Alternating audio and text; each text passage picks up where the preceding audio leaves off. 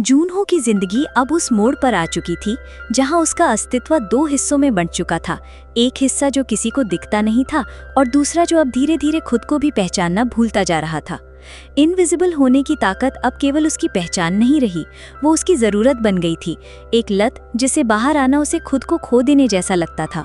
पिछली रात जब हाना खतरे में थी और उसने बिना एक शब्द बोले उसकी रक्षा की थी, उस पल में जूनहो को पहली बार ये एहसास हुआ था कि शायद यही उसकी नियति है, चुपचाप किसी की जिंदगी में रहकर उसे सुरक्षित रखना, बिना अपना नाम दिए, बिना किसी उम्मीद के। लेकिन इस बार कुछ बदला था। हाना की आंखों में जो डर था वो सिर्फ उस हमले का नहीं था, उसमें एक गहराई थी, एक बेचैनी जो जूनहो को भीतर तक तोड़ गई थी। उसे ये बात कचोटने लगी कि वो उसके सामने आकर कह क्यों नहीं सकता कि वो वहीं था, उसका रक्षक, उसका साया। अगली सुबह कॉलेज की लाइब्रेरी के एक कोने में बैठकर जूनहो बस हाना को देखता रहा। वो अपनी किताबों में खोने की कोशिश कर रही थी, लेकिन उसकी निगाहें बार बार दरवाजे की तरफ जाती थीं, जैसे वो किसी को ढूंढ रही हो, किसी अनदेखे एहसास को महसूस करना चाहती हो। शायद जूनहो को, शायद उस साए को जो उसकी परछाई बन चुका था। दिन बीतते गए और जूनहो की इनविजिबिलिटी अब उसे इस कदर घेरने लगी थी कि वो अपने परिवार, दोस्तों और यहाँ तक कि खुद से भी कटता जा रहा था। वो दिन भर कॉलेज में हाना की निगरानी करता, उसके पीछे चलता और रात में लैब जाकर अपने फॉर्मूले को सुधारने की कोशिश करता। उसका दिमाग अब एक ही सवाल में उलझा था, क्या वो हाना को अपना सच बता सकता है? क्या एक लड़की किसी ऐसे से प्यार कर सकती है जिसे वो देख भी नहीं सकती? लेकिन इससे पहले कि वो इस उलझन से बाहर आता, एक बड़ी घटना ने सब कुछ बदल दिया। एक शाम जब हाना लाइब्रेरी से निकल रही थी, उसे रास्ते में एक काली वैन ने घेर लिया। दो नकाबपोश लोगों ने जबरन उसे अंदर खींच लिया और गाड़ी शहर से दूर एक सुनसान इलाके की ओर निकल गई। जूनहो जो दूर से हाना का पीछा कर रहा था, एक पल को समझ ही नहीं पाया कि ये क्या हो रहा है। जैसे ही उसे होश आया, उसने खुद को पूरी तरह से अदृश्य कर लिया और तेजी से उस वैन के पीछे भागा।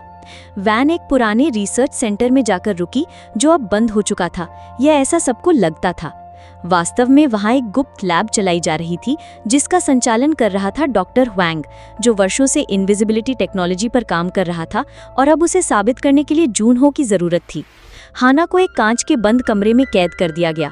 उस कमरे के सामने स्क्रीन लगी थी जिसमें एक ब्लर्ड थर्मल सिग्नल शो हो रहा था, एक अदृश्य इंसान की गर्मी।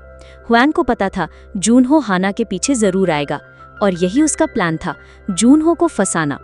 उधर जूनहो एक के बाद एक सुरक्षा कर्मियों को चुपचाप बेहोश करता जा रहा था।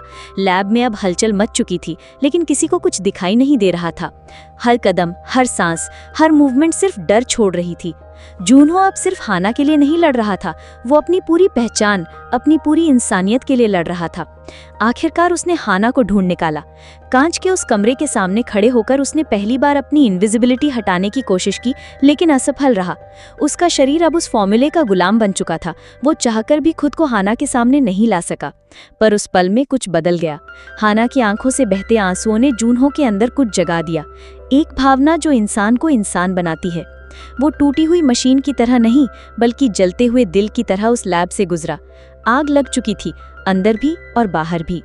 डॉक्टर ह्वांग अब भी चुप नहीं बैठा था। उसने अपने आखिरी ट्रम्प कार्ड का इस्तेमाल किया, एक और इनविजिबिलिटी सब्जेक्ट जो जूनहो जैसा ही था, लेकिन पूरी तरह से कंट्रोल में। कोई भावना नहीं, कोई डर नहीं, कोई प्यार नहीं। अब लैब में दो अदृश्य शक्तियां थी, एक जो इंसानियत और प्यार के लिए लड़ रही थी और दूसरी जो सिर्फ प्रयोग का नतीजा थी। और इसी टकराव में शुरू होती है वो लड़ाई जहां देखने को कुछ नहीं मिलता, सिर्फ महसूस किया जाता है।